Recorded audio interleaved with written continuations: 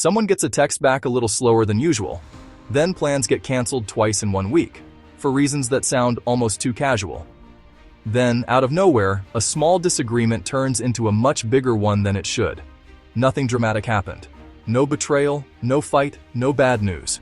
If anything, the relationship had just started going unusually well, and that is exactly when they start pulling back. By the end of this video, you will understand why some people do this. Not because they stopped caring, not because the other person did something wrong, but because closeness itself, for them, can start to feel like a risk, even when nothing risky is actually happening. Welcome to Mini Mind Hack. Here's what we're going to cover. First, why the usual explanation that they're just not interested anymore doesn't hold up. Second, where this pattern actually comes from and why it often has nothing to do with the current relationship at all. Third, why modern dating and modern communication make this pattern easier to fall into and harder to notice from the outside. The easiest explanation is also the most common one. They just weren't that into you.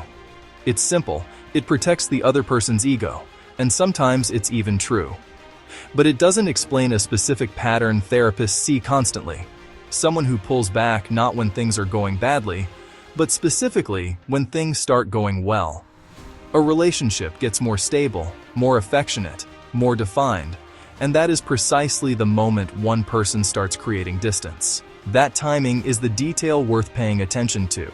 If someone were simply losing interest, you'd expect the pulling away to track with boredom or disappointment. Instead, it tracks with intimacy.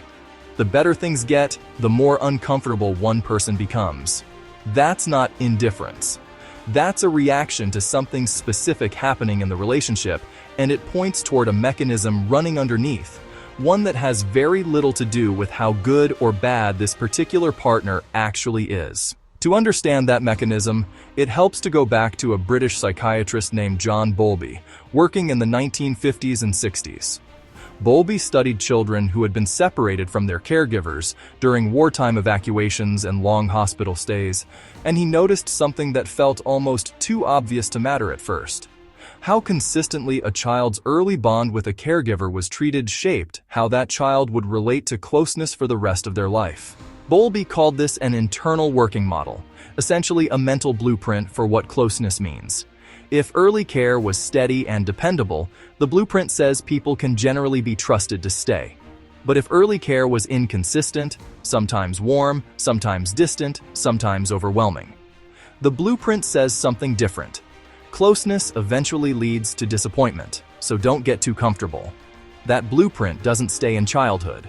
It runs quietly in the background of adult relationships, shaping what a person notices, what they brace for, and what they do the moment things start feeling secure. Decades earlier, a psychoanalyst named Karen Horney had already been describing a related pattern, working through the 1930s and 40s. Horney proposed that people under chronic anxiety tend to adopt one of three basic strategies: moving toward others, seeking approval and closeness at almost any cost; moving against others, competing and controlling instead of trusting; or moving away from others, protecting themselves by keeping people at a manageable emotional distance. It's that third strategy, moving away, that explains so much of this pulling back pattern. For someone who leans this way, independence isn't just a preference, it functions as protection. They can genuinely want a relationship and still feel an urge to create space the moment it starts asking something real of them. A partner getting closer can trigger the same internal alarm as a partner getting ready to leave, so they create the distance first, on their own terms, before anyone else gets the chance to. Picture the moment it actually happens. Things have been good for a few weeks, and their partner says something plainly affectionate, something like, "I could see this lasting." Instead of feeling reassured, their phone screen suddenly looks more interesting than it did a minute ago. A profile that's been sitting unopened for days gets opened, not because anyone plans to act on it, but because the option itself feels like air in a room that just got too small. That's the modern environment doing its work. The alternative is always one swipe away, so retreating doesn't feel like sabotage. It feels like keeping your options open. That's also why this pattern is so easy to miss from the outside, and even from the inside. A cultural obsession with independence, with not needing anyone too much, gives the moving away strategy a respectable cover story. It doesn't look like fear. It looks like healthy self-sufficiency, someone who simply values their space.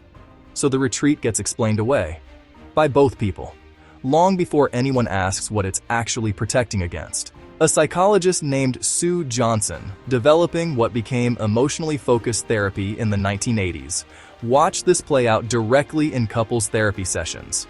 She noticed a recurring pattern she called the pursue-withdraw cycle. One partner reaches for reassurance, asking questions, wanting contact. The other retreats, going quiet, changing the subject, physically leaving the room. Johnson found the withdrawing partner is rarely indifferent underneath. Often, the same fear is driving both sides, that if closeness is fully granted, it will eventually be taken away. What makes this pattern so persistent is that it tends to create the exact outcome it was trying to avoid. When someone repeatedly pulls back right as things get close, the partner on the other side eventually gets tired of chasing and stops trying. To the person who pulled away, that confirms the original fear. See, people leave eventually. What's harder to see is that the withdrawal itself, small moment by small moment, helped build the conditions for that ending. None of this makes someone incapable of love, or cold, or broken. The part of them pulling back is the same part that, at some earlier point, correctly identified a real risk and adapted to survive it. The strategy made sense once. The problem is, it keeps running long after the original danger is gone, applying old math to a new person who may have nothing in common with whoever caused the original wound. Which brings us back to that text that came a little slower, those two canceled plans. That argument that grew bigger than it should have. It likely wasn't about indifference at all.